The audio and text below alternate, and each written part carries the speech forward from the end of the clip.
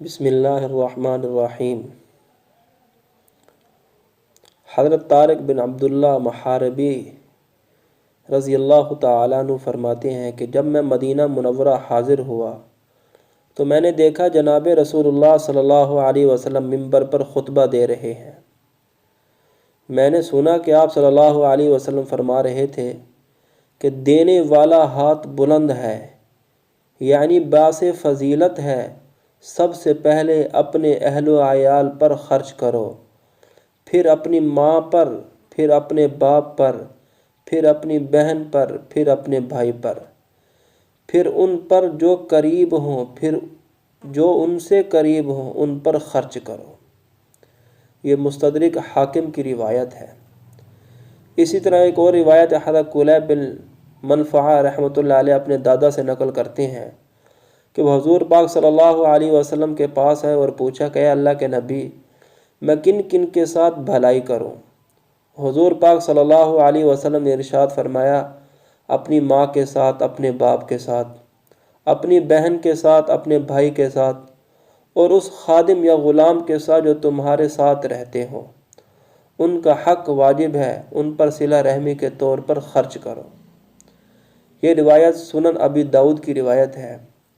اسی طرح ایک اور روایت میں حضرت جابر بن سمرہ رضی اللہ تعالیٰ عنہ کی روایت میں ہے کہ نبی کریم صلی اللہ علیہ وسلم نے ارشاد فرمایا، اللہ پاک تم میں سے کسی کو مال عطا فرمائے تو وہ اپنی ذات سے اور اپنے گھر والوں سے خرچ شروع کرے۔ یہ مسلم شریف کی روایت ہے، یعنی پہلے اپنے اوپر پھر اپنے گھر والوں پر خرچ کرے۔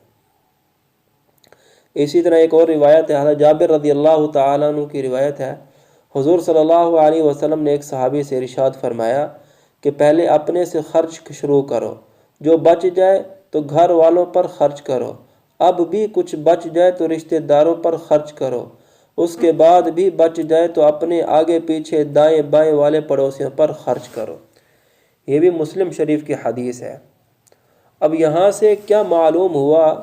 ہر آدمی کی اپنی گنجائش ہے، ہر آدمی اپنی استطاعت کے اعتبار سے اس مسئلے کو سمجھ لے کہ سب سے پہلے تو اپنی ذات کے اخراجات پورے کرے، کھانے پینے کی ضرورت، کپڑے کی ضرورت، پھر بیوی بچوں کے اخراجات پورے کرے، پھر قریبی لوگوں کے جو ایک چھت کے نیچے رہنے والے ہیں، والدین، بھائی بہن وغیرہ، پھر بھی گنجائش ہے تو اپنے ارد گرد پڑوسیوں کو دیکھا جائے کہ جو ان میں سے ضرورت مند ہیں ان کا خیال رکھیں۔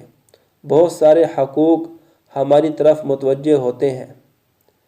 ایسا نہیں ہے کہ بس اپنا اپنا کرتے رہو اور دوسروں کی خبر گیری نہ کرو، دوسروں سے ہم پوچھتے نہیں ہیں۔ تو میرے پیارے بھائی، اگر آپ کے پاس پیسہ ہے، آپ نے اپنا خرچ پورا کیا، بیوی بچوں کا پورا کیا، والدین کا پورا کیا، بہن بھائیوں کا خرچہ پورا کر دیا، بڑی سعادت مل گئی میرے پیارے بھائی۔ یہ بڑی سعادت کی بات ہے۔ صلہ رحمی ہوگی، صلہ رحمی کی آپ لوگوں نے ان کے ساتھ، حسن سلوک کیا۔ اگر اور کثرت سے اللہ نے دیا ہے تو اب کیا کریں؟ اب اپنے رشتہ داروں میں دیکھا جائے، خالہ پھوپھی چاچا کو دیکھا جائے کہ اس طرح کے بہت سارے رشتہ دار نکل آتے ہیں، آپ کے سامنے آئیں گے جن کے حالات ٹھیک نہیں ہوں گے، جو پریشانیوں کے اندر ہوں گے، ان کے حالات درست نہیں ہوں گے، ان کے پاس کھانا نہیں ہوگا، پینے کے لیے نہیں ہوں گے، کپڑے وغیرہ نہیں، بہت ساری ان کی حاجات ہوگی۔ اب انسان کو چاہیے کہ انہیں تلاش کرے، ان کو بھی دے۔ تو میرے پیارے بھائی، اگر اس کے بعد بھی گنجائش ہو تو پھر انسان کیا کرے؟ پھر انسان کو چاہیے کہ وہ اپنے پڑوسیوں کو تلاش کرے، ارد گرد دیکھے، پڑوسیوں کو بھی دے دے۔ اگر پھر بھی دولت اس کے پاس ہے، اب بھی اس کے چھٹے نہیں، اس کے بعد کیا کرے؟ وَأَمَّا السَّائِلَ فَلَا تَنْهَرْ، یعنی مالدار پر حق ہے، ہر ضرورت مند کا مالدار پر حق ہے کہ اللہ نے مالدار بنایا ہے تو مالدار پر ہر ضرورت مند کا حق ہے کہ وَأَمَّا السَّائِلَ فَلَا تَنْهَرْ، اور جو سوال کرنے والا ہو اسے جھڑکنا نہیں۔ حق معلوم للسائل والمحروم، ترجمہ، جن کے مال و دولت میں ایک متعین حق ہے، سوالی اور بے سوالی کا۔ دیکھو خاندان میں کس کو زیادہ ضرورت ہے اس کو دو، کوئی مانگنے والا سائل آ جائے اس کو دو، پوری ایک ترتیب ہے۔ اگر کوئی آدمی صرف بیوی بچوں پر خرچ کرتا ہے اور بہن بھائیوں کو ضرورت ہے، اور بہن خدا نخواستہ طلاق ہو چکی ہے، گھر آ گئی ہے، ہمارے معاشرے میں وہ بچی جیسے خدا نخواستہ حادثہ طلاق پیش آ جائے اس پر، یہ جب ہمارے گھر میں آتی ہے تو اس کی حیثیت ایک ماسی، ایک کام والی اور ایک جمع دارنی اور ایک بھنگن سے زیادہ نہیں ہوتی، اس کو ہم کچھ حیثیت ہی نہیں دیتے۔ تو نہیں میرے پیارے بھائی، شریعت نے حکم دیا ہے کہ یہ بھائی کی ذمہ داری ہے کہ اس کے اخراجات کو پورا کرے، اس کو بوجھ نہ سمجھے بلکہ اللہ تعالیٰ کا حکم سمجھے، اللہ تعالیٰ کے حکم کو پورا کرے۔ لیکن جس آدمی کے پاس مال ہے ہی نہیں، اسے شریعت کہتی نہیں کہ تم سارے خاندان پر خرچ کرو۔ خاندان کی طرف کس کو متوجہ کیا جا رہا ہے؟ جسے اللہ تعالیٰ نے وسعت دی ہے۔